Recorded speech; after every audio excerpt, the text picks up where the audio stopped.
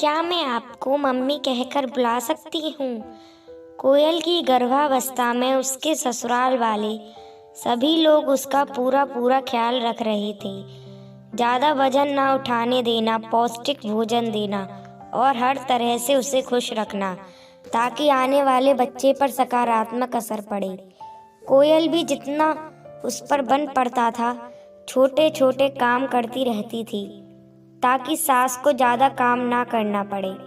कोयल को हमेशा लगता रहता था कि उसकी गर्भावस्था के कारण सास को ज़्यादा काम करना पड़ रहा है और सास को लगता था कि चाह कर भी वह बहू को पूरा आराम नहीं दे पा रही है।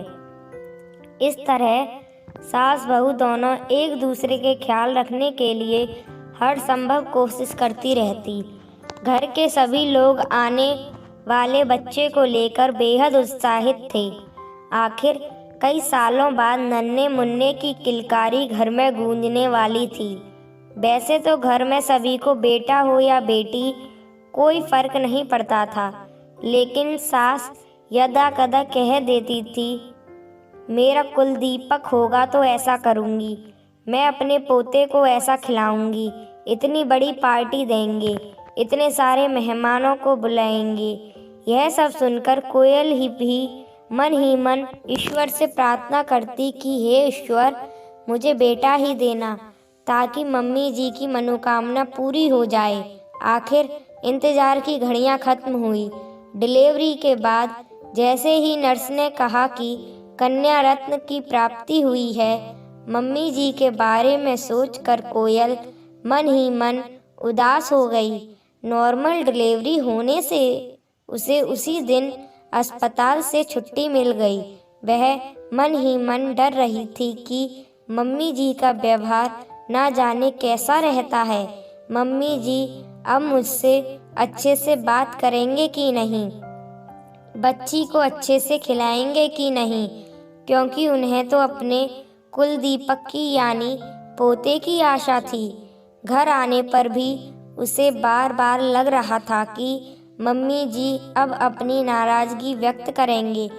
जब भी सास कमरे में आती, वो उनका चेहरा पढ़ने की कोशिश करती।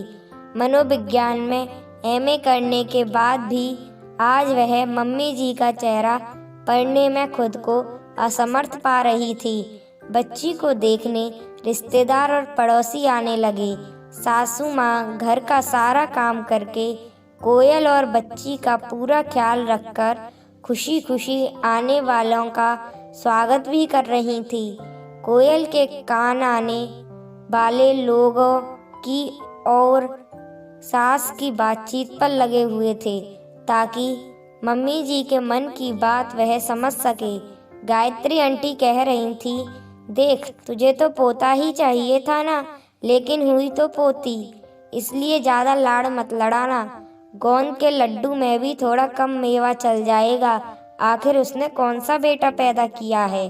बादाम के भाव भी तो आसमान छू रहे हैं। 500 ग्राम के बदले 250 ग्राम डाल देना और बाकी के मेवे भी कहा थोड़े थोड़े कम करके गेहूं का आटा थोड़ा ज़्यादा डाल देना ताकि लड्डू कम ना दिखें। कोयल सब सुन रही थी। इतने में उसकी सास की आवाज़ आई, क्यों? तू ऐसा क्यों कह रही है? तुझे जब प्रीति हुई थी तब क्या तुझे मनीष से कम तकलीफ हुई थी? ऐसा थोड़ी ही होता है, चाहे बेटा हो या बेटी, तकलीफ तो दोनों समय एक सी होती है। सास की आवाज़ आई, जब दोनों समय तकलीफ एक जैसी ही होती है तो बेटी होने पर लड्डू में मेवा कम क्यों डाला जाए? वैसे भी बेटा या बेटी होना ऊपर वाले के हाथ में है।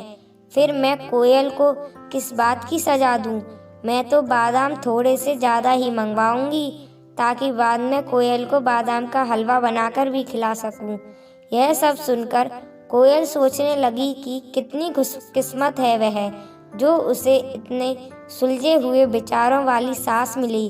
थोड़ी देर बाद जब उसकी सास कमरे में आई तो कोयल उनके गले लग गई और बोली, क्या मैं आपको मम्मी कहकर बुला सकती हूँ?